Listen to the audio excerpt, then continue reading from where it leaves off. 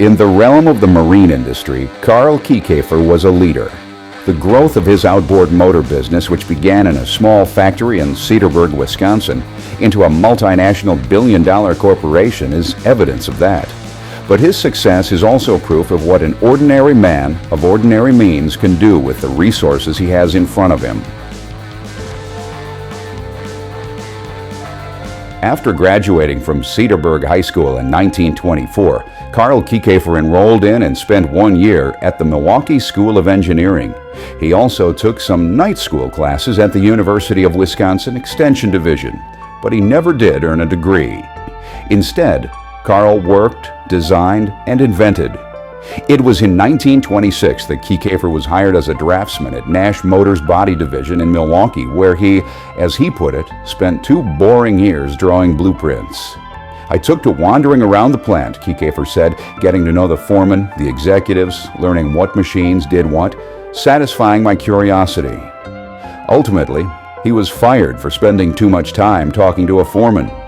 Later that same year, he was hired as a draftsman by Evinrude, but subsequently fired for insubordination after only 3 months.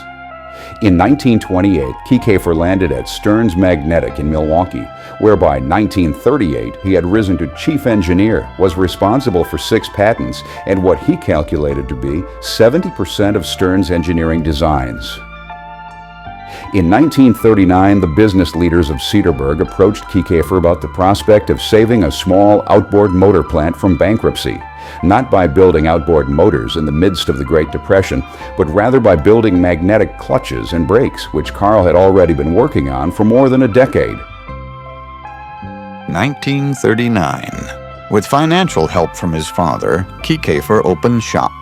A former outboard engine plant in Cedarburg is home to his new enterprise, manufacturing magnetic separators for the dairy industry. In the purchase, he inherits 300 outboards returned as defective. To raise capital, he'll either sell them for scrap or try to make them work. He's an engineer. He redesigns them, rebuilds them by hand. They sell. No one is more surprised than Kiekhaefer when the order comes back for more. Kiekhaefer Corporation is in business, the outboard business. 1940 Thor Streamliner.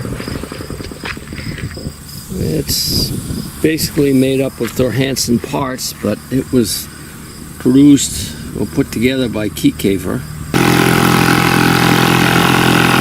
On April 22, 1939, the Kiekhaefer Corporation displayed a brand new line of Thor engines at the Milwaukee Sentinel Sportsman's Show. Impressed with Kiekhaefer for getting the Thor to run substantially better without increasing their wholesale cost, Montgomery Ward offered him a chance to design a new outboard. He did. He sent the prototype of the new single-cylinder Sea King outboard to Chicago and received in return an order for 20,000 engines. He also has his own ideas about how engines should be sold, bypassing retail chains and selling direct to the boater through dealers. Knowledgeable representatives who care about boating and will care about the customer. In his Plymouth coupe, he goes to the New York Boat Show with a handmade trade show display. He writes orders for 16,000, and the marine industry changes forever.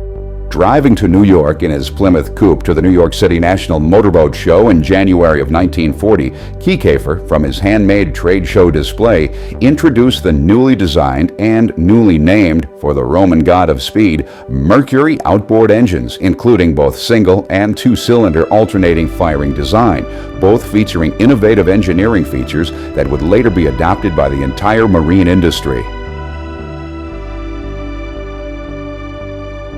Outboards aren't new. They aren't reliable either. Starting from scratch, Kiekhaefer devotes his own designs to features for quick, powerful, dependable boating power. A rubber rotor pump that tolerates sand, silt, and vegetation.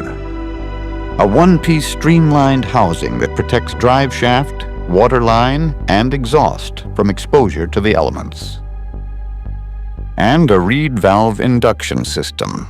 A new vision for outboards. He names his one-cylinder and alternate firing twins for the god of speed, Mercury. At that New York boat show, Kiekhaefer took more than 16,000 orders for his outboards. The retail prices for the first scrap of Mercury engines started at $42.95. In 1941, with the United States entrance into World War II, the government issued restrictions on the use of aluminum, thus choking off production of Mercury outboards. Government restricts aluminum, the heart of the engine block.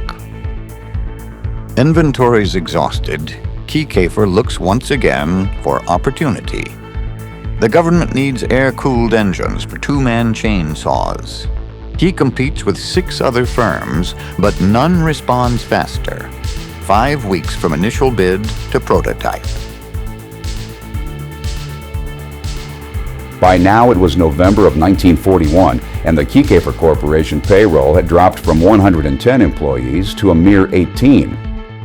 Through the winter of 1941-42, the Kiekhaefer Corporation still had no contract with the Army and took to touring timber camps to demonstrate his saws and portable generators. In March of 1942, another crippling blow was dealt by the government as they banned the production of all leisure products made with aluminum. The government classified slot machines and outboard motors in the same category, characterizing them both as unnecessary and wasteful of strategic materials. Finally, in May of 1942, Kiekhaefer received an order from the government to produce 3,300 chainsaw engines, and in 1943, the Kiekhaefer Corporation boxed more than 10,000 engines in 6 different configurations, and for the first time built 1,000 engines in a single month. In October of 1943, Carl Kiekhaefer received the Distinguished Army-Navy E Award, a commendation citing outstanding defense production plants contributing to the war effort. The Army Corps of Engineers came calling again in January of '44. A new engine was needed to power small radio-controlled aircraft drones, which would be catapulted into the air from either the ground or a ship's deck. March 1944. The Navy deploys the new drone in the Pacific. Its target? Japanese ships. Once the drone is airborne, a pilot flying in a nearby bomber takes control. A camera in the drone's nose sends a signal to a 5-inch TV screen in the bomber's rear cockpit.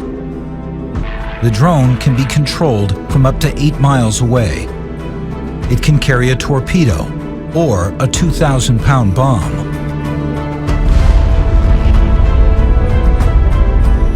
Once it's done its damage, the TDR-1 does something revolutionary.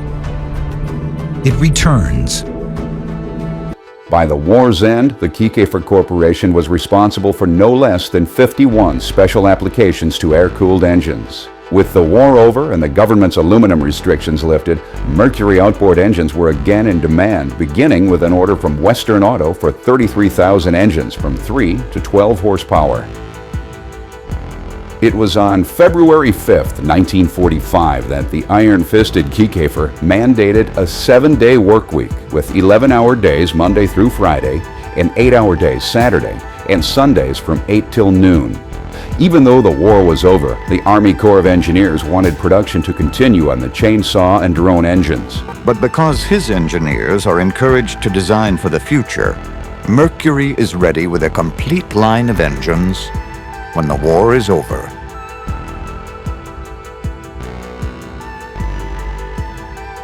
In 1947, the Lightning.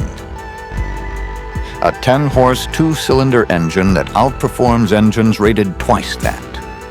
In New York, Kiekhaefer shows Lightnings which have been run more than 75,000 continuous miles each.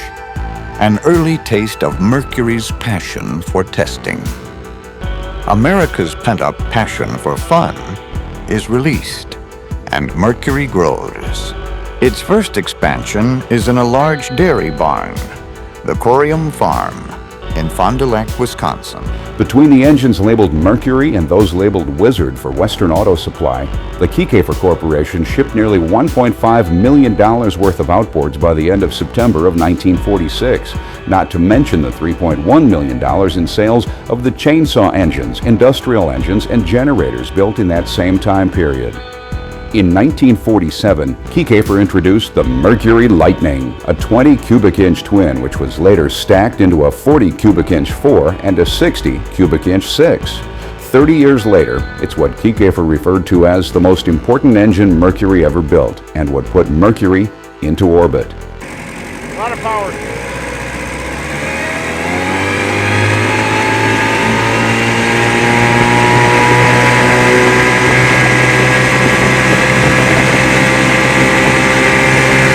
It was also in '47 that Carl's only son, Freddie, was born. Another milestone in 1947 was the opening of a saltwater test facility in Sarasota, Florida. Fond du Lac, home to manufacturing, marketing support services, training. Cedarburg, engineering and administration. Sarasota, Florida, saltwater testing. Later, the facility was moved to Placida, Florida, and renamed Mercabo, the most advanced marine and saltwater testing facility in the world. In 1948, Kiekhaefer was finally able to build a prototype of the engine he'd been promising since before World War II, the Thunderbolt, once known as the Mercury Mystery Motor.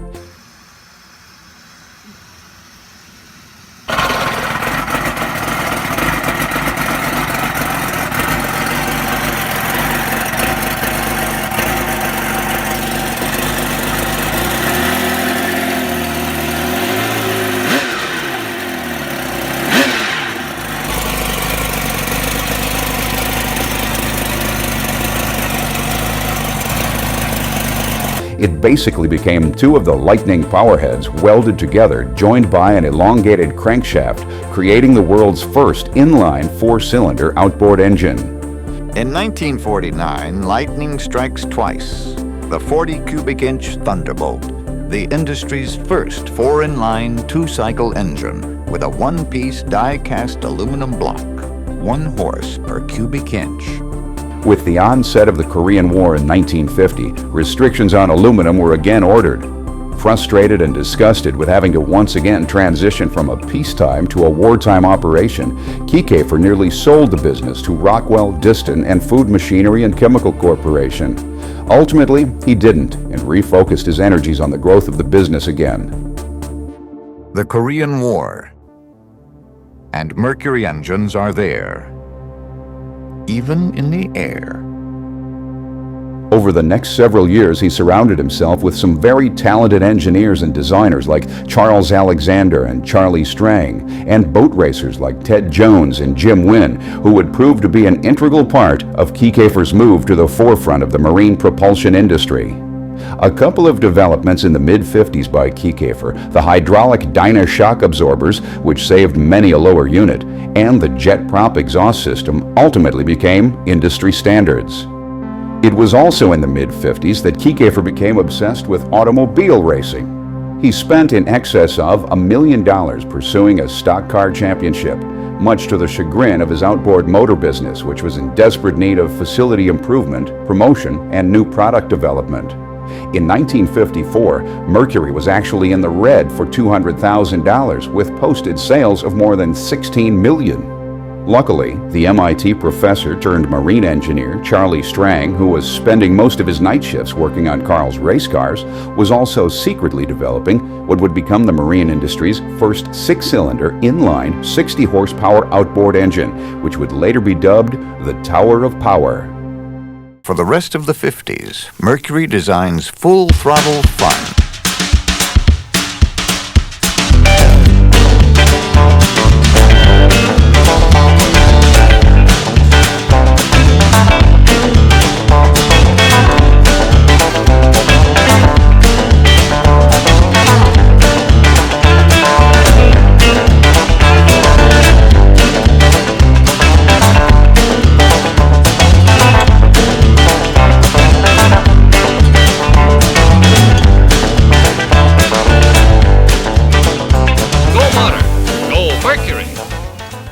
Testing of his engines on Lake Winnebago left Kiekhaefer feeling vulnerable to the competition's spying eyes. The feeling was shared about the testing area in Siesta Key, Florida, where endurance testing became a near impossibility due to interference by both commercial and pleasure boat traffic. Kiekhaefer's frustration and obsession with secrecy led him to crisscross the state of Florida in an airplane in search of a lake he could utilize for testing. He finally found his lake, located somewhere near St. Cloud, Florida. Kiekhaefer first leased and finally purchased what came to be known as the mysterious and private Lake X. He transformed the 14,000-acre lake with 7 miles of shoreline and its surrounding land into the most prestigious marine high-performance proving grounds in the world, where he ran his engines and teams of drivers day and night, refueling on the fly to prove the reliability of his products. It's there that in 1957 he staged Operation Atlas, a 25,000-mile endurance run, a distance equal to a complete circumnavigation of the world. Running 24 hours a day, 7 days a week, the endurance run went on for 34 days, 11 hours, and 47 minutes, completing 4,516 laps of Lake X. 2 5-place family runabouts, each powered by a 60-horsepower Mercury 6-cylinder Mark 75, would make the run. The motors were stock models chosen at random by the USAC from production. With only normal service, they must go the entire distance with a complete teardown and reassembly at the 25,000-mile point and at the end of the run by USAC. The test was on. Boat number 1, by the timing booth, running smoothly and effortlessly. The grueling journey was underway. It was 7 a.m. September the 11th. And 3 minutes later, boat number 2. The drivers instructed to keep this time interval during the thousands of laps ahead of them.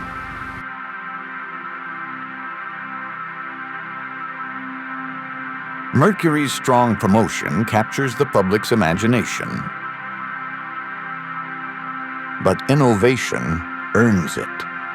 Kiekhaefer the engineer has more than 200 patents alone.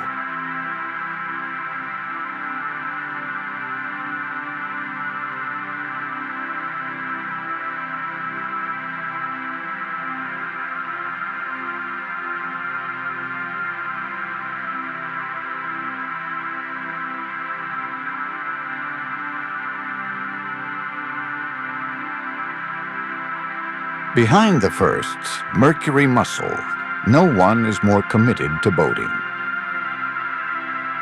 Lake X, the Florida Proving Grounds, inaugurated by running 2 Mark 75s 50,000 miles day and night for 68 days. Expansion, Beaver Dam, Oshkosh, Cedarburg, Fond du Lac, and dealers.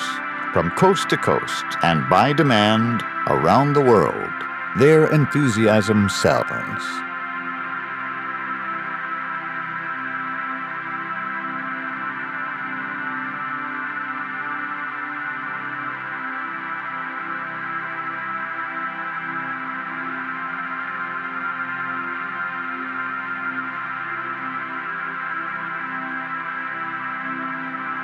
Powerboating grows all day, all day. The dealers grow, the company grows. In 1960, a plant was built in St. Cloud, Florida for the manufacture of a complete line of Mercury's accessories, Quicksilver, improving dealer service and customer satisfaction. Throughout the 50s, Kiekhaefer entertained dozens of offers for merger from larger companies. He considered it for obvious reasons: the opportunity for better manufacturing facilities and greater research into new technologies and product development to remain competitive. But a merger would also afford Carl security in knowing his organization could survive without him. A serious bidding war began between the Brunswick Corporation and Brunswick's direct competition, AMF, the American Machine and Foundry Company. In January of '61, Brunswick offered Kiekhaefer $30 million in cash and stock. In May of '61, AMF made an offer to Kiekhaefer of more than $33 million in cash and stock over 4 years and leave him in place as president of Mercury. In June of '61, Brunswick countered again. Sensing an insincerity of some of the contractual language and a perceived lack of flexibility with the AMF offer, on July 26, 1961, the savvy Kiekhaefer signed a preliminary agreement with Brunswick. And in September of '61, he officially signed the documents giving Brunswick control of his empire. It was shortly thereafter that the entire marine industry found itself in the midst of a severe economic downturn. Mercury was forced to either offer stock for public sale or merge with Brunswick. Carl decided to merge, and Kiekhaefer Mercury was formed. The 60s. The first 100-plus horsepower outboard. The industry's first 100-plus horsepower stern drive, MerCruiser, combining the power and economy of inboard engines with the flexibility and maneuverability of outboard drive units. The first comprehensive proprietary accessories line, Quicksilver, improving dealer service and customer satisfaction. Opportunity. Mercury has it. With its product diversity, is ready to reach whole new markets. Opportunity. The Brunswick Corporation, an emerging leisure sports leader, wants to broaden its spectrum. Mercury joins Brunswick and has the capital to grow. Brunswick gains a spirited leader in a potent marketplace. The vision grows stronger.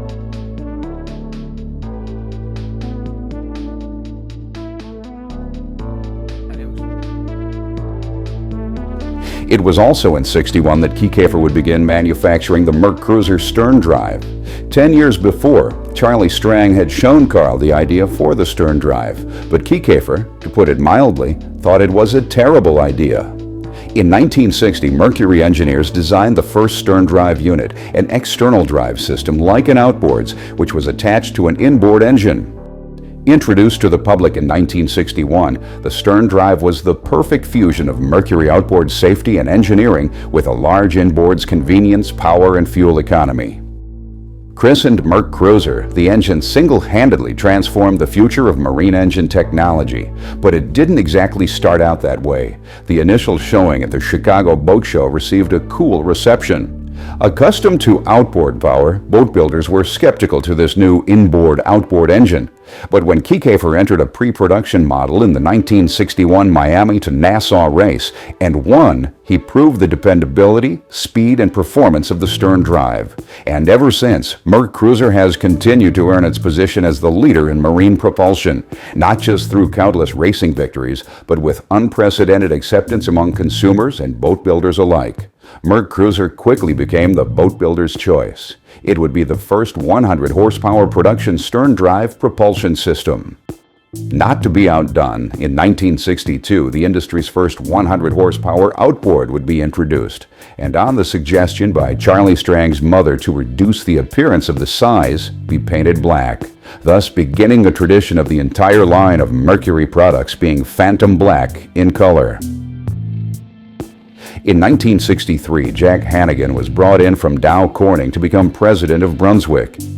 Kiekhaefer and Hannigan never did see eye to eye on anything, and by 1966, Hannigan was trying to transition Kiekhaefer out of the company. On January 31, 1970, Kiekhaefer officially resigned from Brunswick, and soon thereafter, Brooks Abernathy became president of Kiekhaefer Mercury, and Jack Riker took over for Armand Hauser as vice president in charge of marketing. In February of 1970, Carl Kiekhaefer announced that he would begin his Aero Marine Motors venture. Kiekhaefer Aero Marine began as a real estate company in 1964, but by now had developed into a mechanical laboratory and plant located on the Ledge in Pebbles, Wisconsin in the town of Tachita. Brunswick would appoint the new company as a consultant for research into marine propulsion and development of snowmobiles. My father built an advanced engineering facility up here to be out of the prying eyes of customers and competitors and even many of the employees that were working for him. It was put up here as an engineering facility with dynamometer capabilities to work on advanced engine design and development. That facility became Kiekhaefer Aero Marine Motors, the home of the champion maker offshore racing engines of the early 70s. And I worked here in snowmobile engine development in that time period as well. In '74, Mercury, in a joint venture, created Mariner, a new line of outboard motors for foreign markets. The name Mariner was used to inspire an image different from that of the high performance of Mercury, and instead one of the ancient Mariner portraying reliability and durability. First introduced in Australia and Asia, Mariner would eventually come home to America. With Mariner's heavy-duty design, it would earn its reputation as better in the long run. Throughout the 70s, racing came to the fore. How do you prove marine products work? Race them until they fail or beat the other guy. Pushing engines farther, longer, and faster. Mercury did just that. The proof is in the performance improvements that come from being number one. Mercury's zeal for racing started back in '47 when an owner of a 10-horse Mercury Lightning entered the Albany to New York marathon race and handily won it. By 1948, Kiekhaefer successfully lobbied the American Powerboat Association to take official recognition of stock outboard racing, and it was that same year that Mercury took the first 5 places in its class in the Albany to New York race. 20 years later, Kiekhaefer Mercury was dominating the world of racing, winning 93 places out of a possible 113 races in 1967. The 70s. Competition.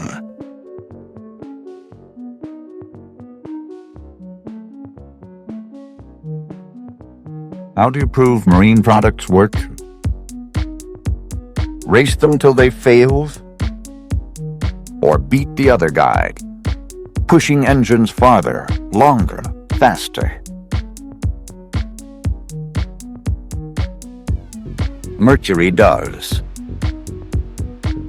The proof is in the performance improvements that come from being number one.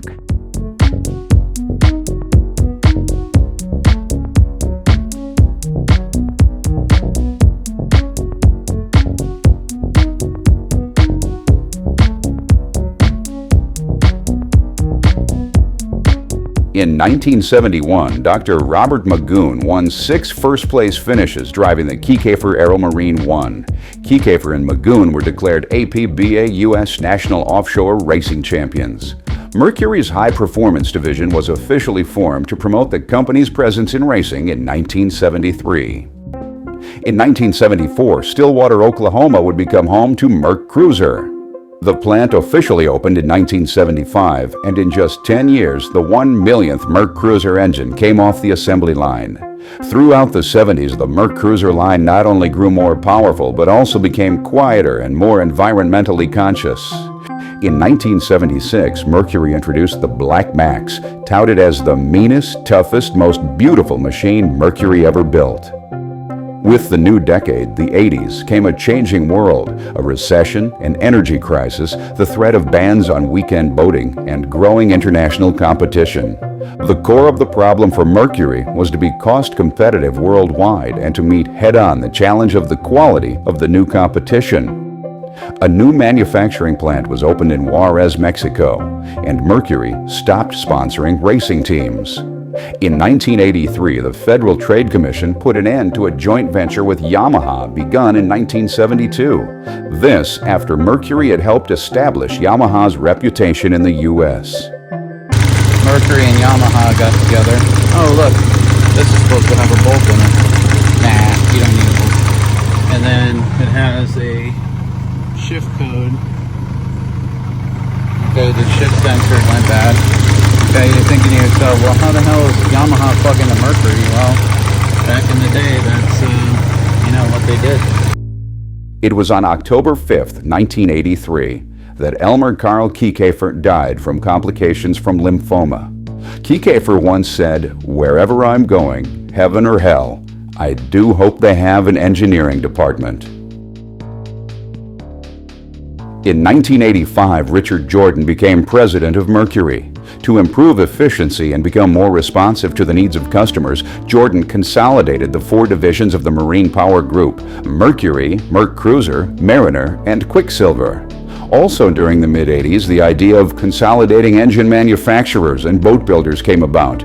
The concept was called BMT, Boat Motor Trailer, wherein Mercury, not the dealers, would package the three elements and sell them to the customer. Identification begins with a Mercury. By 1986, Jack Reichert and Richard Jordan worked out a deal to buy Bayliner and Sea Ray for $775 million. A recession hit the nation in 1989, which sent Mercury Marine into an economic tailspin. At the end of that year, David Jones, a PhD in mechanical engineering and who began his career as a product manager at MerCruiser, was given the dubious task of turning the company's fortune around. The attempt to make boat companies work in concert with the outboard business wasn't working, and in 1990, Mercury powerboats became Brunswick fishing boats. Make up a Joby, a quick tanneroo. Mercury, that's how the world goes fishing. Mercury, that's how the world goes fishing. It was also in 1990 that Fred Kiekhaefer rejoined the company his father had started when Kiekhaefer Aeromarine Motors merged with Mercury Performance Products.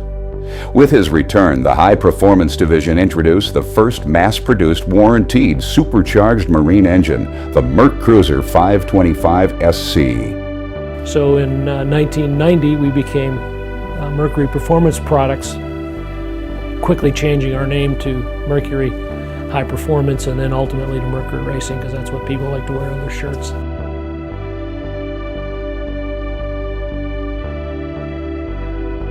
One man's quest at 50 is now an international quest. With the vision to see the possibilities and the spirit to make them happen. The quest continues. Mercury Marine.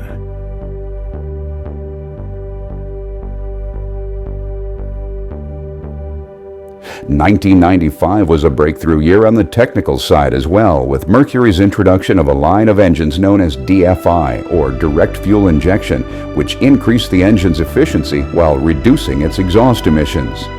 By 1996, Mercury set 6 APBA outboard bass boat speed records to reclaim its crown, and in the year 2000, at the 24 Hours of Rouen, Mercury Racing's Optimax 200 earned its XS Advanced Performance designation, winning the endurance powerboat race in France. In 2004, the company introduced the Verado, the world's first supercharged 4-stroke inline-6 outboard engine, offering 200 to 300 horsepower. The Verado integrated advanced technologies, including fly-by-wire steering and digital diagnostics, setting a new standard for performance and control. In 2007, Mercury launched the Zeus drive system, a dual-engine pod drive developed with Cummins MerCruiser diesel. Featuring enhanced helm control, automated trim, and the Skyhook electronic anchor for precise positioning in strong currents and winds, the Zeus system expanded Mercury's offerings for larger vessels. In 2022, Mercury introduced the V10 Verado engines, available in 350 and 400 horsepower, further advancing its high-performance outboard offerings. The company also launched the V12 600 horsepower Verado, featuring a steerable gear case and integrated transmission, setting benchmarks for power and smoothness. Throughout the early 2020s, Mercury strengthened its global presence, achieving record shares at major boat shows. In 2025, at the Venice and Dubai International Boat Shows, over 80% of outboard-equipped boats displayed Mercury engines, underscoring the brand's dominance in Europe and the Middle East. Mercury also showcased technologies like joystick piloting for outboards, active trim, and SmartCraft digital systems, enhancing boater control and experience. In 2025, Mercury Marine celebrated its 85th anniversary, reflecting on decades of innovation, from the Thor Streamliner to the Avator Electric Series. The company reaffirmed its commitment to sustainability, targeting ambitious environmental goals for 2030, while continuing to power recreational, commercial, and government marine applications worldwide.